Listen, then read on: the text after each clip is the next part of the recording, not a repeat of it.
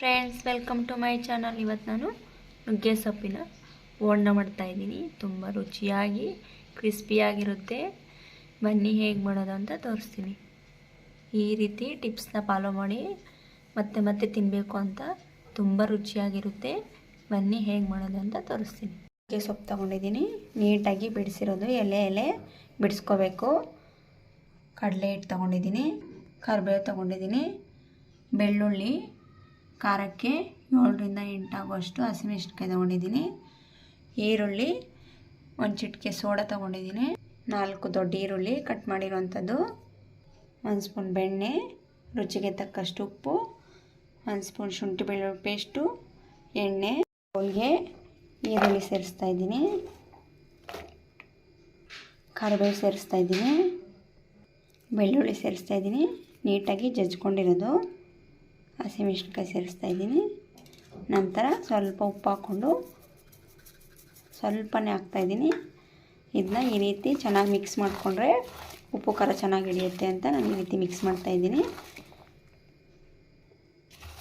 ಯಾವತ್ತೇ ಆಗಲಿ ಬೋಂಡ ಮಾಡಬೇಕು ಅಂದರೆ ಈ ರೀತಿ ಚೆನ್ನಾಗಿ ಫಸ್ಟ್ ಉಪ್ಪು ಖಾರ ಹಿಡಿಬೇಕಂದ್ರೆ ಚೆನ್ನಾಗಿ ಈ ರೀತಿ ಮಿಕ್ಸ್ ಮಾಡ್ಕೋಬೇಕು.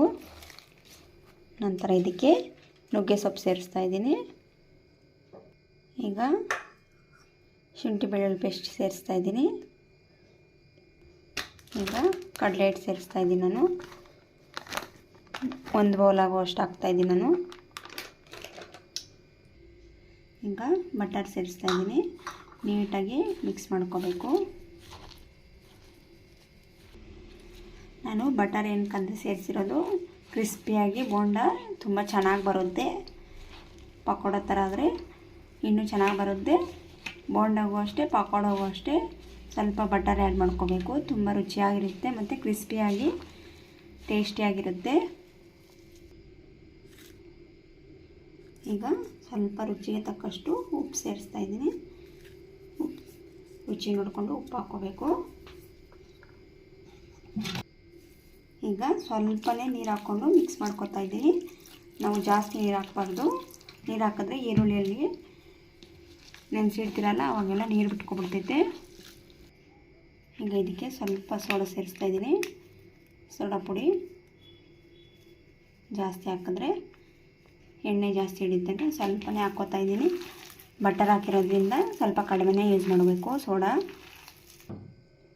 ಈಗ ಇದನ್ನ 10ರಿಂದ 15 ನಿಮಿಷ ನೆನೆಸಿಡಬೇಕು. ನಂತರ ಬೋಂಡ ಹಾಕಿದ್ರೆ ಚೆನ್ನಾಗಿ ನೆನೆದಿದ್ದಾದ್ಮೇಲೆ ಚೆನ್ನಾಗಿ ಬರೋದು ಬೋಂಡ. ಈಗ ನಾನು ನೆನೆಸಿಡ್ತಾ ಇದ್ದೀನಿ. ಆದಮೇಲೆ ನಾನು ಎಣ್ಣೆಯಲ್ಲಿ ಕರಿತಾ ಇದ್ದೀನಿ. ಈ ರೀತಿ ಉಂಡೆ ಆದರೂ ಮಾಡ್ಕೊಬೋದು, ಇಲ್ಲಾಂದರೆ ಈ ರೀತಿ ಬಿಡ್ಬೋದು. ನಾನು ಉಂಡೆ ರೀತಿ ಮಾಡ್ತಾಯಿದ್ದೀನಿ. ಎಣ್ಣೆ ಕಾದಿದೆ, ಅಲ್ಲಿ ಬಿಡ್ತಾಯಿದ್ದೀನಿ. ಸೈಡಲ್ಲೇ ಬಿಡಬೇಕು, ಒಂದೊಂದು ಅಂಟ್ಕೊಬಿಡ್ತೈತೆ ಅಂತ ಸೈಡಲ್ಲಿ ಬಿಡ್ತಾಯಿದ್ದೀನಿ.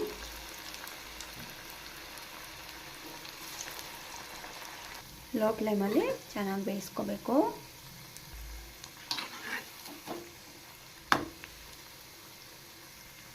ನೋಡಿ, ಚೆನ್ನಾಗಿ ಗೋಲ್ಡನ್ ಕಲರ್ ಬರೋವರೆಗೂ ಬೇಯಿಸ್ಕೋಬೇಕು, ಇಲ್ಲಾಂದರೆ ಹಸಿನೇ ಇರುತ್ತೆ.